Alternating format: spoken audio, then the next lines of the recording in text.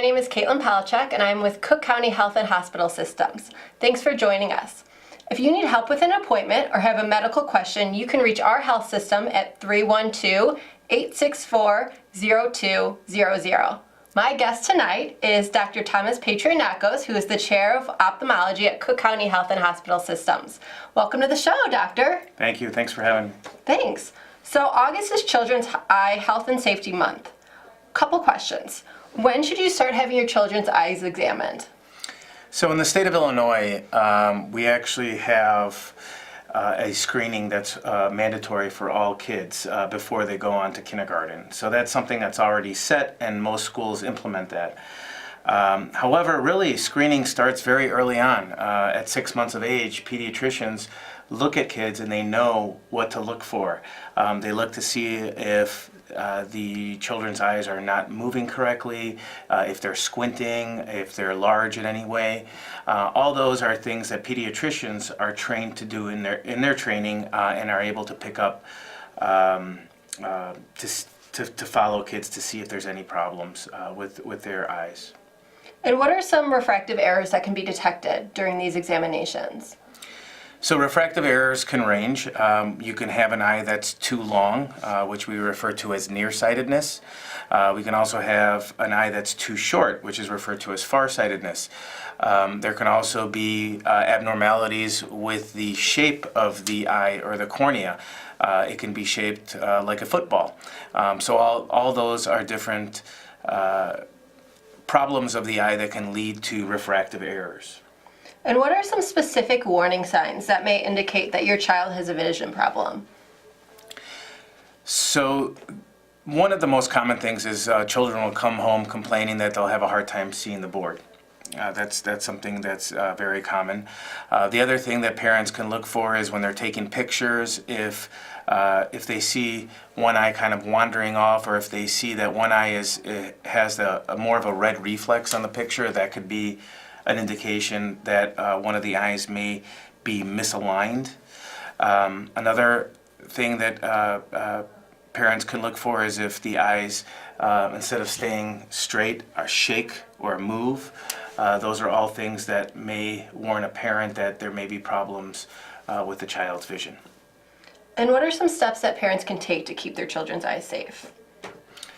So I have 3 boys that are pretty rambunctious, and you know, when they're playing things like Nerf guns or when they're playing sports, I make sure that if it's something that's dangerous, I have them wear safety glasses.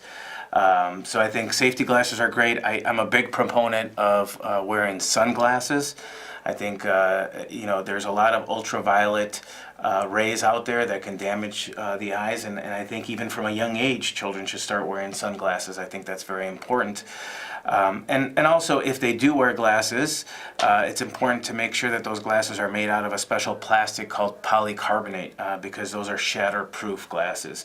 So if anything does happen, because kids tend to be you know, a little crazy in what they do, if something does happen and something flies into their eyes or a ball goes in, it won't shatter the glasses if they're made out of polycarbonate. Now, speaking of toys, are there any specific toys that you feel kids should stray away from?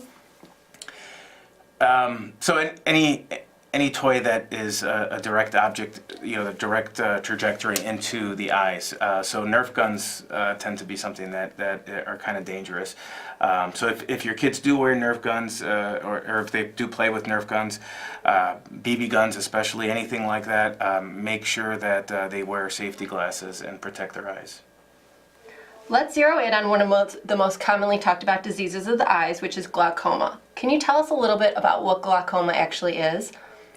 So glaucoma is damage to the optic nerve in the eye, and the optic nerve is actually the cable that carries all the information from your eye to your brain. And what happens with glaucoma is that cable gets damaged, and you start to lose first your peripheral vision and then your central vision. Now, if I was looking at you, would I be able to tell that you have glaucoma, or is that something that requires a test? So most glaucoma in adults is something that is hidden. It's kind of you don't realize it until very late in the disease process. In kids, there are certain things that we can detect that we can find that are significant for glaucoma. Their eyes, because of the elastic nature of their sclera, because they're very young, their eyes can grow large, and they have nice big large eyes. That could be a sign of glaucoma in children. But for the most part, in adults, glaucoma is something that is not picked up unless they go for an eye exam. And then what are the different types of pediatric glaucoma? So pediatric glaucoma is usually secondary to an arrest and development of the angle of the eye, the normal draining system of the eye. So at some point during the child's development, the normal draining system doesn't develop the way that it should, and that causes a backup of the draining system of the eye, and the pressures become high in the eye. That's known as infantile or congenital glaucoma. There are other pediatric glaucomas that are associated with syndromes, different types of syndromes, and usually associated with developmental delay and mental retardation and things like that. And what's the difference between pediatric and adult glaucoma? That's a great question. So pediatric glaucoma is any glaucoma that's diagnosed before the age of 3 years old. And they also present in different ways. So pediatric glaucoma, the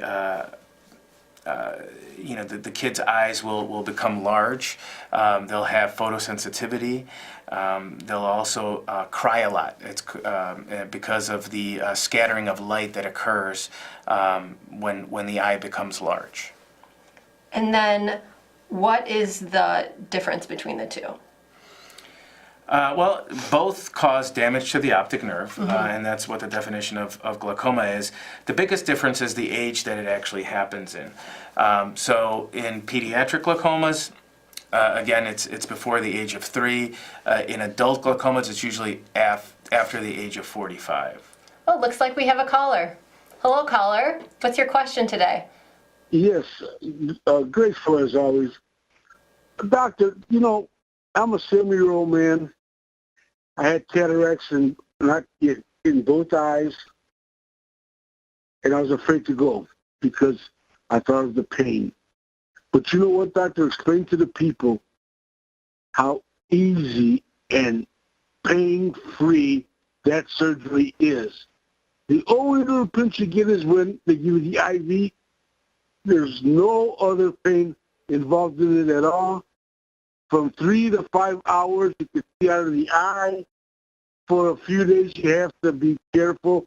So they give you a book that tells you what to do, what not to do. But believe me, pain-free, easy. So, doctor, please tell them how easy it is. And I'm a 70-year-old man that's hard-headed. And, man, I'm glad I went through it because now I'm straight. And thanks for the people that do this surgery. Thank you so much, doctor. Yeah, no, thank you. So you make a great point. So cataract surgery has really come a long way. Back about 20, 30 years ago, cataract surgery, patients would have to stay in the hospital. They used to have to put a sandbag over their eye. We'd have to open up their eye and put stitches in. And now modern day cataract surgery takes about anywhere from 8 to 10, maybe 15 minutes at the most. It's done under topical anesthesia. Sometimes we give IV sedation. Sometimes we just do everything under local anesthesia, and we just give a little pill to make the patient relaxed. And the gratification that you get in terms of your visual recovery is immediate. Almost that same day you start seeing better. It's really one of the nicest surgeries, and I'm privileged to actually be able to provide that service to the patients at Cook County. Thank you for calling. Anyways, I just have a couple more questions about glaucoma. Sure. How common is pediatric glaucoma compared to adult glaucoma? So pediatric glaucoma is not that common. you're looking at probably 1 in every 50,000 children have pediatric glaucoma. It's not a very common disease, thankfully. Adult glaucoma is obviously a little bit more common. In fact, it's the number one cause of decreased vision in African Americans and Hispanics. So, Is glaucoma hereditary? it is. If you have a family member that has glaucoma, a sibling, a mother, father, you have about a 6 times greater likelihood of developing glaucoma than the general population. And how is glaucoma evaluated and diagnosed? So as we talked about before, glaucoma tends to be one of that silent taker of sight. So you don't really know that you have glaucoma unless you go in for an eye exam. So it's important to go in for an eye exam. When you come in for an eye exam, we check the vision, we check your pressures. The pressures are probably the number one factor that determines whether or not somebody has glaucoma. We look at the draining system of the eye. And then if we're suspicious for glaucoma by looking at the optic nerve, then there's some additional tests that we can do where we scan the optic nerve and compare it to a normative database, an age-matched database, to see if there's any changes to the optic nerve. And then also there's something called the visual field test, which tests your peripheral vision, which we said earlier is one of the first things that's taken with glaucoma. And are these tests painful to the patient? Not at all, no. They're a little cumbersome. The visual field can sometimes take 5 or 10 minutes to perform, and you have to concentrate, but no pain at all. Okay. And how is pediatric glaucoma treated? So pediatric glaucoma, we first start out with medicines, and with pediatric glaucoma we usually start off with liquid medicine, and then when that doesn't work, we move on to drops for the eyes. If that doesn't work, then the next step is to do surgery to lower the pressure in the eyes. And in general, for pediatric glaucoma, we tend to incise the draining system of the eye to help it open up. That's one of the most common types of surgeries that we do for kids. And is the same type of surgery done on adults? So that type of surgery does not work as well in adults because their draining system, it has to do with the fact that the children's eye is very elastic, so it stretches. So when we incise the draining system, that draining system opens up and keeps open. While in adults, when we incise the draining system in adults, their eye is not as elastic, so it doesn't open up, and there's scarring that occurs in that draining, in that opening. So those type of surgeries do not work as well in adults.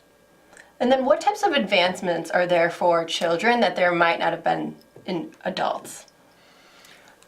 So there's a lot of advancements going on right now in terms of picking up diseases of pediatric eye diseases very early on. So a lot of pediatricians have incorporated these photo screeners into their office. And these photo screeners essentially are able to pick up changes in eye movements, changes in refraction, and if the eyes are aligned properly. And it's able to, by picking them up earlier, they're able to refer them to ophthalmologists earlier, and we're able to take care of things sooner. That's awesome. And then what types of sunglasses would you recommend? So I think that getting sunglasses that block out all the ultraviolet rays are important. So there are different ultraviolet rays out there, and we want to concentrate on trying to block out all of them so that we can protect diseases in the front part of the eye and into the back of the eye as well. And are protective sunglasses covered by insurance at all? That's a great question. I'm not sure. I'm sure some insurance plans may cover them. Usually, just general eyeglasses are covered by insurance plans. And how often should you have an eye exam? So I think that you should have an eye exam at least once a year. If there are anything found during the exam, if there's any pathology, if there's anything wrong with the eyes, then the doctor will tell you when to come in either sooner or later, but at least once a year, I would say that you should get an eye exam. And so there might be some people watching the show today that are studying to be an ophthalmologist. What kind of advice would you give to them? Study hard. It's a long road, but it's a fun road, and there's no greater gift that you can possess than to be able to help people regain their vision or to help them see better. It's a very rewarding field. It's filled with technology. There's always constant innovations coming out, and it's been fun for me, and I highly recommend anybody who's interested in doing it to pursue it. And then, is there anything else I haven't covered? Anything that you would like the people to know?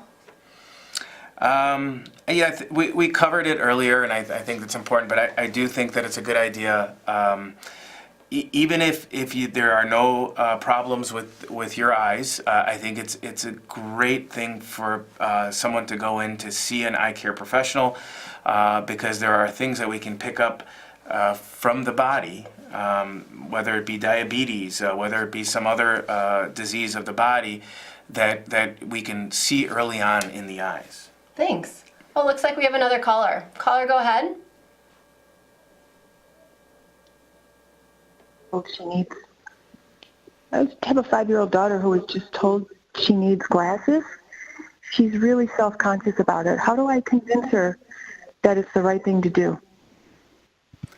Okay. So when children come in and they're told that they need glasses, that's a big shock, and it can really scare them. And what I say is that, especially if it's a girl, I say, well, you can use it as a fashion statement. You can get different pairs, and they can kind of match your outfits, and you can kind of play that role. And I think that they tend to embrace them, and they want to wear them more. So I use the role that, hey, why not match your clothes, or you can use them as a fashion statement. And if they're still really, really up against it, then you can talk to them about the future, about, as they get older, they can switch to contact lenses and maybe even do surgery in the future to not have to wear glasses. And then what advice would you give to a little boy? Because I don't think, a lot of times little boys aren't worried about matching their outfits. Right. So I think, I think the fact that you just, if they really need the glasses and you put those glasses on them and they're able to see clear, I think that's just enough right there to get them to start wearing the glasses. But you do have to stress how important it is for them to wear their glasses in order to properly develop their eyes. And what types of glasses should kids wear that are playing sports? Should they have a band around them? Yeah, so any type of sports where there's physical activity, you want to try to get glasses, again, that are polycarbonate glasses that are made of a special plastic, and that, wearing the bands are very important so that they stay on the head and they don't fall down. I do suggest that parents get extended warranties or get warranties on the glasses, because especially at the young years, they're going to be replacing them very fast. So. Great. And I believe we have another caller. Caller, go ahead. Hello? Caller?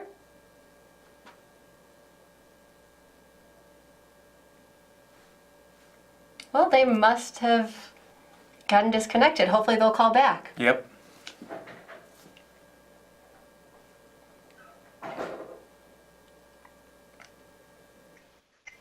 Hi there, I'm sorry. Are you able to hear me? Yes, thank you.